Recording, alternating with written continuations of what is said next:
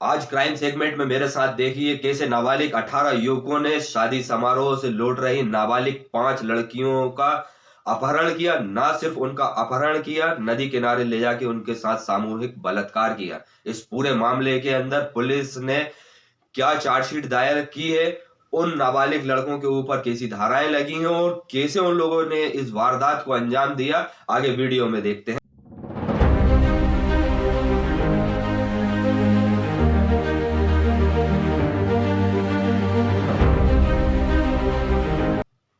जय हिंद दोस्तों, मैं हूं रुवेश पठान और आप देखना शुरू कर चुके हैं रुवेश ग्राफी का क्राइम सेगमेंट। आज बात करेंगे झारखंड की, जहां की वारदात ने पूरे सिस्टम को हिला के रख दिया है, पूरी मानवता को शर्मसार करके रख दिया है। आखिर ऐसा क्या हुआ झारखंड के अंदर जो हम ये बात कर रहे हैं। दोस्तों, मैं आपको बताना चाहूंगा, महज 12 से 17 साल के 18 युवक, इनकी मानसिक स्थिति और इनकी मानसिक स्थिति ने उन 5 नाबालिग मासूम बच्चियों की जिंदगी को बर्बाद करके रख दिया, जो शादी समारोह से लौटकर अपने घर जा रही थी। यह वारदात 21 फरवरी की है, जब नाबालिग युवतियां गांव में ही, झारखंड का एक कोई गांव है, हम गांव का नाम इसलिए नहीं ले रहे हैं क्योंकि ये दुष्कर्म का मामला है, तो इसके अंदर बच्चियों की पहचान उजागर ना हो, इस वजह से हम उस गांव का नाम नहीं ले रहे हैं। झारखंड का एक गांव है, उस गांव के अंदर ये 5 नाबालिग युवतियां रात में शादी समारोह से लौट रही थी। इस दौरान गांव के ही 18 युवक, जो खुद नाबालिग हैं, जिनकी उम्र 12 से 17 साल बताई जा रही है, ये सामूहिक रूप से उन युवतियों का अपहरण करने का प्लान बनाते हैं। इसके बाद जब युवतियां शादी समारोह से लौटकर आती हैं तो बीच रास्ते में इन युवतियों को रोकते हैं, छेड़छाड़ करते हैं। छेड़छाड़ करने के बाद इन 5 युवतियों को ये 18 युवक जो नाबालिग हैं, इनको उठाकर नदी किनारे ले जाते हैं और वहां पर इनके साथ सामूहिक दुष्कर्म करते हैं। ये बात रात लगभग 9:30 बजे की है। बताया जा रहा है कि जब युवतियां वापस आ रही थी तब युवकों ने इनके साथ अपहरण किया और इनको नदी किनारे ले जाके इनके साथ दुष्कर्म किया। बमुश्किल युवतियां अपने घर पहुंची, अपने आप को व्यवस्थित करके, और परिजनों को पूरी वारदात बता।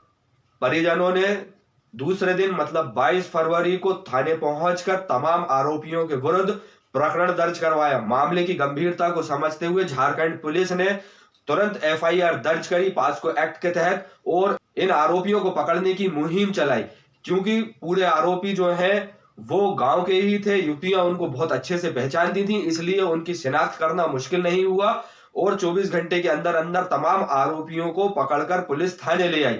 जब थाने में लाकर उन युवकों को खड़ा किया गया तो उनकी उम्र को, उनके कदकाठी को देखकर कोई ये अंदाजा नहीं लगा पा रहा था कि ये वो 18 युवक हैं जो इस तरीके की वारदात को अंजाम दे सकते हैं। ये मासूम से चेहरे दिखने वाले युवक जो हैं, नाबालिग युवक जो हैं, इस तरीके की वारदात को अंजाम देने के बाद किस तरीके से थाने के अंदर खड़े रहे, उनको ये एहसास ही नहीं था कि उन लोगों ने कितनी बड़ी वारदात को अंजाम दे दिया है। इसमें सबसे बड़ी लापरवाही जो सामने आ रही है वो है परिजनों की। आखिर उनके परिजनों ने उन युवकों के साथ ऐसा तालमेल क्यों नहीं बैठाया, वो इस मानसिक विकृति की ओर कैसे बढ़े, इस अपराध की ओर कैसे बढ़े, ये उनके परिजन कैसे नहीं भाग पाए, ये एक सवाल खड़ा होता है आज के समाज के ऊपर। और आज के समाज को ये सोचने की जरूरत है कि उनका नाबालिग बच्चा क्या मानसिक स्तर पर है, क्या वो सोच रहा है, क्या उसकी दोस्ती यारी है, किन लोगों के साथ उसका बैठना